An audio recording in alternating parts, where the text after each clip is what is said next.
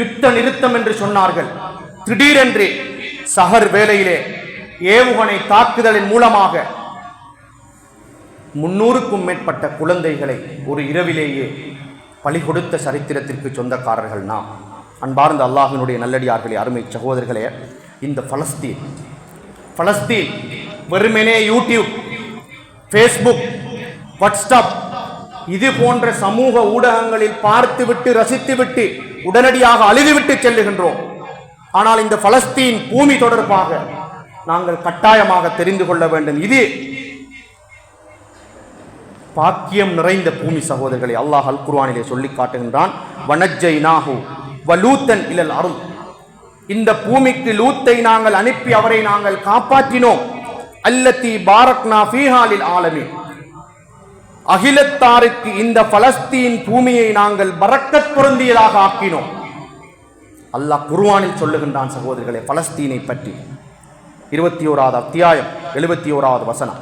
எனவே இந்த பரக்கத் பொருந்திய அல்லாஹ்வுடைய ரஹ்மத் இறக்கப்பட்ட இந்த பூமிக்கு அல்லாஹ்வினுடைய சோதனை தொடர்ந்தெரிச்சியாக வந்து கொண்டே இருக்கின்றது. இதைத்தான் அல்லாஹ் அல் குர்ஆனிலே சொல்லி காட்டுகின்றான். இன்னொரு வசனத்திலே, சுப்ஹானல்லதி அஸ்ரா பி அப்திஹி லைலம் மினல் மஸ்ஜிதில் ஹராமி இலல் மஸ்ஜிதில் அக்ஸல்லதி பாரக்னா ஹவுலஹு. அல்லாஹ், உங்களுக்கு தெரியும், அல்லாஹ்வுடைய தூதர் கஅபாவிலே தூங்கிக் கொண்டிருக்கின்றார். இரவிலே அழைத்துச் செல்லப்படுகின்றார். பலஸ்தீனுக்கு மஸ்ஜிதுல் அக்ஸாவுக்கு செல்லுகின்றார். மஸ்ஜிதுல் அக்ஸாவுக்கு போய் அங்கிருந்து வானலோகத்துக்கு உயர்த்தப்படுகின்றார். அங்கே போய் அல்லாஹ்வுடைய தூதருக்கு தொழுகை பரிசாக வழங்கப்படுகின்றது. இது பெரியோரு சம்பவம். இது நேரம் இடம் கொடுக்காது, சுருக்கமாக சொல்லுகின்றேன். இந்த சம்பவத்தை அல்லாஹ் சொல்லுகின்ற போது மஸ்ஜிதுல் ஹராமில் இருந்து, கஅபாவில் இருந்து மஸ்ஜிதுல் அக்ஸா, பலஸ்தீனிலே இருக்கக்கூடிய மஸ்ஜிதுல் அக்ஸாவுக்கு அல்லாஹ்வுடைய தூதரை நாங்கள் கூட்டிச் சென்றோம். இரவையில் அஸ்ரா பி அப்திஹி லைலன், என்னுடைய இந்த அடியாரை இரவையிலே நாங்கள் கூட்டிச் சென்றோம். மஸ்ஜிதுல் ஹராமில் இருந்து, கஅபாவில் இருந்து மஸ்ஜிதுல் அக்ஸாவை நோக்கி பாரக்னா ஹவுலஹு, அந்த மஸ்ஜிதுல் அக்ஸாவை நாங்கள், அதனை சூழ நாங்கள் அபிவிருத்தியால் ரஹ்மத்தால் அதை சூழ்ந்திருக்கின்றோம், அருள் புரிந்திருக்கின்றோம் என்று அல்லாஹ் சொல்லிவிட்டு லினுரியஹு மின் ஆயாத்தினா, என்னுடைய அத்தாட்சிகளை அவருக்கு காண்பிப்பதற்காக வேண்டி என்று சொல்லுகின்றான். எத்தனையோ அத்தாட்சிகள் அந்த இடத்திலே நடக்கின்றது. அல்லாஹ்வுடைய தூதர் மஸ்ஜிதுல் அக்ஸாவுக்கு போய் மியராஜ் சென்று நரகத்தை காணுகின்றார்கள், சூனத்தை காணுகின்றார்கள், தொழுகை பரிசாக வழங்கப்படுகின்றது. இவ்வாறான சம்பவங்கள் இந்த இடத்திலே நாங்கள் புரிந்து கொள்ள வேண்டும். மஸ்ஜிதுல் அக்ஸாவுக்கு அல்லாஹ்வுடைய தூதர் சென்றார்கள் என்ற இந்த சம்பவம் இருக்கின்றது. உலகத்திலேயே உலக முஸ்லீம்களின் வரலாற்றிலேயே 2வது மஸ்ஜித் இந்த மஸ்ஜிதுல் அக்ஸா. இப்படிப்பட்ட ஒரு புனிதமான பூமி, சிறப்பு வாய்ந்த ஒரு பூமி. அல்லாஹ்வுடைய தூதர் சொன்னார்கள், நீங்கள் இந்த உலகத்திலே நன்மையை நாடி ஒரு இடத்திற்கு செல்ல போகின்றீர்கள் என்று சொன்னால் 3 இடங்கள் இருக்கின்றன. 3 இடங்கள் இருக்கின்றன. நீங்க உலகத்தில் நீங்க ட்ரிப் போறதாக இருந்தால், நன்மையை நாடி போவதாக இருந்தால் 3 இடங்கள் இருக்கின்றன. அந்த 3 இடங்களுக்கும் போங்க. அதில் ஒன்று மஸ்ஜிதுல் ஹராம், கஅபாவுக்கு போங்க. மஸ்ஜிதி ஹாதா, இதோ இருக்கின்றதே, மஸ்ஜிது நபவியில் வைத்து தான் இந்த சம்பவத்தை சொல்லுகின்றார்கள். இதோ இருக்கின்றதே என்னுடைய இந்த பள்ளிவாயல் மஸ்ஜிதுல் நபவி. மஸ்ஜிதுல் அக்ஸா, பலஸ்தீனிலே இருக்கின்றதே மஸ்ஜிதுல் அக்ஸா. இந்த 3 பள்ளிவாசலுக்கும் நீங்கள் ட்ரிப் போறதாக இருந்தால், நன்மையை நாடி உலகத்தை சுற்றி வர நீங்கள் நாடி இருந்தால் கஅபாவுக்கு போங்க, மஸ்ஜிது நபவிக்கு போங்க, பலஸ்தீனில் இருக்கின்ற மஸ்ஜிதுல் அக்ஸாவுக்கு போங்க. கஅபாவில் ஒரு தொழுகை தொழுதால் 1,00,000 தொழுகை தொழுதற்கு சமம்.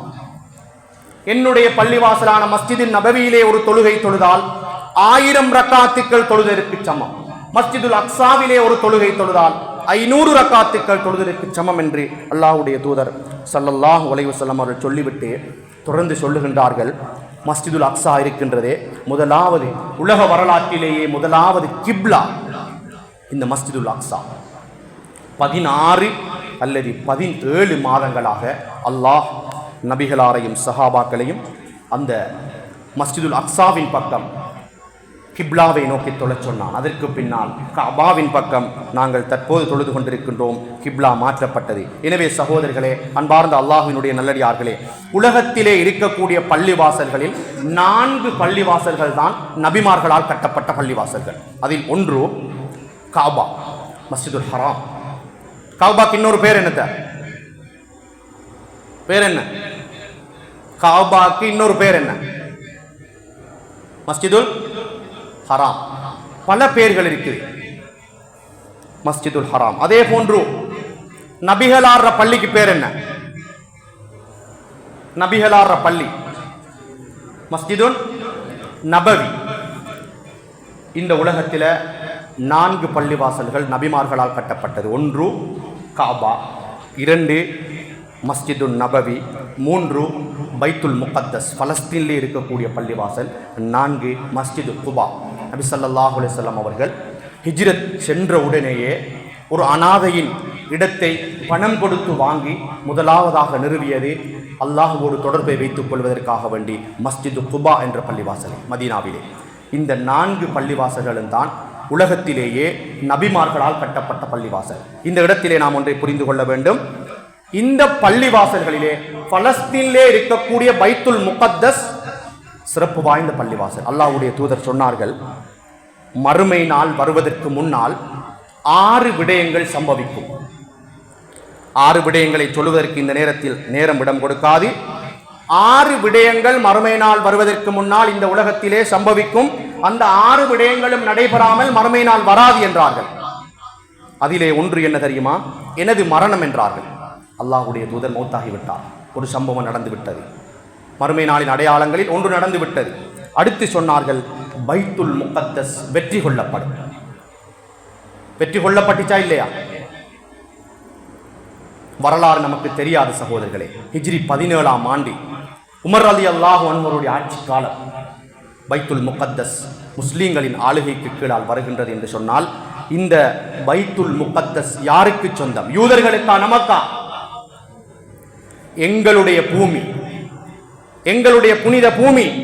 இந்த பூமியை அபகரித்து அநியாயமான முறையிலே யூத நரிக்கூட்டம் மிக மோசமான முறையிலே பலஸ்தீன் என்ற அந்த இடத்தை பிடித்துக் கொள்வதற்காக வேண்டி இன்று பல்வேறுபட்ட நாசகார வேலைகளை தொடர்ந்தெரிச்சியாக செய்து கொண்டிருக்கின்றார்கள் என்று சொன்னால், அன்பிற்குரிய அல்லாஹ்வினுடைய நல்லடியார்களே, அருமை சகோதரர்களே, இந்த பலஸ்தீன் இருக்கின்றதே, உலகம் அழிக்கப்படுவதற்கு முன்னால் மஸ்ஜிதுல் அக்ஸா பலஸ்தீன் புனித பூமி முஸ்லீம்களின் கைக்கு வந்தே தீரும் என்று அல்லாஹ்வுடைய தூதர் சொன்னார்கள்.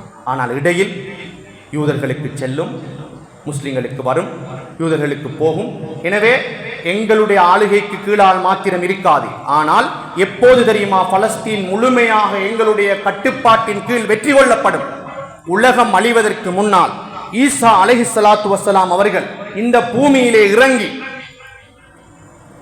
யூதர்களோடு தஜ்ஜாலோடு போரிடுவார்கள். இந்த சமயத்திலே தஜ்ஜால் அழிக்கப்படுவான். இந்த நேரத்திலே தஜ்ஜாலோடு சேர்ந்து யூதர்களும் போராடுவார்கள். அல்லாஹ்வுடைய தூதர் ஸல்லல்லாஹு அலைஹி வஸல்லம் அவர்கள் சொல்லி காட்டினார்கள், இந்த நேரத்திலே முஸ்லிம்களால் யூதர்கள் சதிகாரர்கள், அல்லாஹ்வின் சாபத்தை பெற்றவர்கள், இந்த யூதர்கள் முஸ்லிம்களால் தோற்கடிக்கப்படுவார்கள். ஈசா நபி அலைஹிஸ்ஸலாத்து வஸ்ஸலாம் அவர்களுடைய அந்த படையினால் தோற்கடிக்கப்படுவார்கள். இதன் போது இந்த தோல்வியை தாங்கிக் கொள்ள முடியாமல் யூதர்கள் கற்களுக்கும் மரங்களுக்கும் பின்னால் ஓடி ஒளிவார்களாம். அல்லாஹ்வுடைய தூதர் சொன்னார்கள், அந்த கல்லுகளும் மரங்களும் என்ன தெரியுமா செய்யுமாம்? முஸ்லீமை அழைத்து, முஸ்லீமே, யா முஸ்லீம், எனக்கு பின்னால் ஒரு யூதன் இருக்கின்றான், கல்லும் மரங்களும் காட்டிக் கொடுக்குமா? அல்லாஹ்வுடைய தூதருடைய முன்னறிவிப்பு. எனக்கு பின்னால் ஒரு யூதன் இருக்கின்றான், வந்து இவனை கொன்றுவிடு. கல்லு சொல்லுமாம், கொன்றுவிடு. அல்லாஹ்வுடைய தூதர் அந்த ஹதீஸை சொல்லிவிட்டு சொன்னார்கள், இல்லல் அர்கத, அர்கத் என்ற ஒரு மரம் இருக்கின்றது, அந்த மரம் மாத்திரம் காட்டி கொடுக்காது. இன்று இஸ்ரேல் பெரும் பெரும் தோட்டங்களில் அர்கத் என்ற மரத்தை தோட்டம் செய்கின்றார்கள், நட்டி வைக்கின்றார்கள். எங்களை காட்டி கொடுக்காத மரம் என்று நட்டி வைக்கின்றார்கள். ஆனால் அல்லாஹ்வுடைய சதி இவர்களுடைய சதியை விட மிக மோசமாக இருக்கும். எனவே சகோதரர்களே, நான் எதை சொல்ல வந்தேன் என்று சொன்னால், இந்த ரமலானுடைய மாதத்திலே பிரார்த்தனை செய்கின்ற போது, ஏன் சகோதரர்களே, இந்த பலஸ்தீனுடைய மக்களையும் நாம் எங்களுடைய துவாக்களிலே சேர்த்துக் கொள்ளக்கூடாது.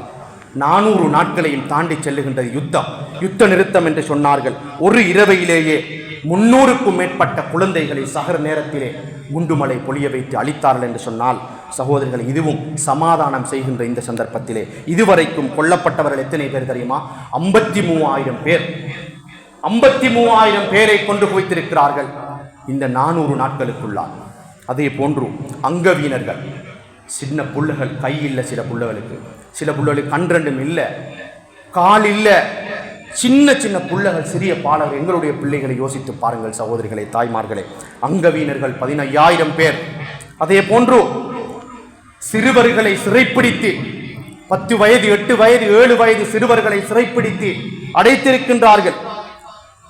10,000 பேரை சிறையிலே அடைத்து கைகளையும் கால்களையும் கட்டி நாய்களை அவித்து விட்டிருக்கிறார்கள். சித்திரவதை.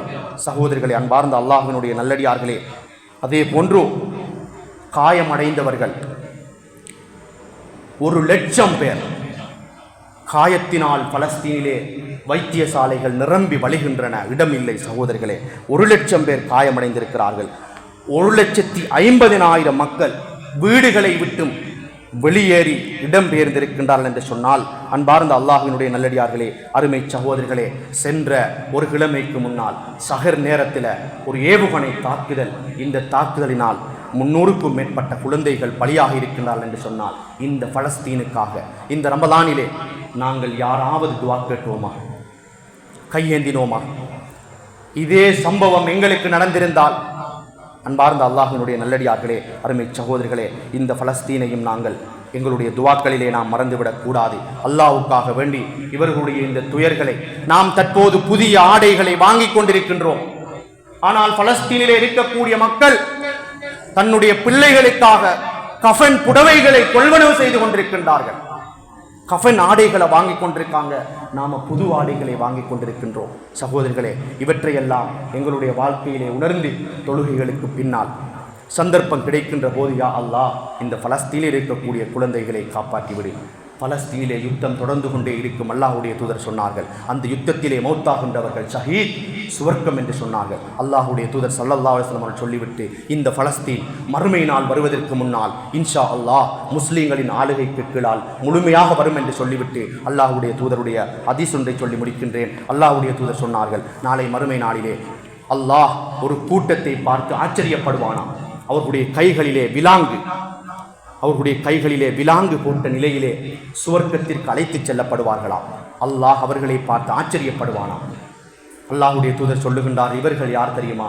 இந்த உலகத்திலே அல்லாஹ்வுடைய தீனுக்காக ஜிஹாத் செய்து கைதியாக பிடிக்கப்பட்டு சிறைகளிலே சித்திரவதை செய்யப்பட்டவர்கள், சிறைகளிலே அனாச்சாரமாக அநியாயமான முறையிலே சிறைவாசம் புகுந்து அல்லாஹ்வுக்காக வேண்டி சித்திரவதை செய்து படாத பாடுபட்டு துடித்து மரணித்தார்களே, அவர்களை பார்த்து அல்லாஹ் நாளை மறுமை நாளிலே ஆச்சரியப்படுவானா? சகோதரர்களே, அன்பார்ந்த அல்லாஹ்வினுடைய நல்லடியார்களே, நேரம் சென்று விட்டது, மன்னித்துக் கொள்ளுங்கள். அல்லாஹ்வுக்காக இந்த ஒரு சில தினங்களே எங்கிருக்கின்றன எங்களுடைய பிரார்த்தனைகளிலே இந்த பலஸ்தீன மக்களை இணைத்து எங்களுடைய பிள்ளைகள், எங்களுடைய குடும்ப உறுப்பினர்கள், நோயாளிகள் எல்லோரையும் எங்களுடைய துவா பிரார்த்தனைகள் இணைத்து வல்ல ரஹ்மானுடைய அருளை பெற்றுக்கொள்வோம்.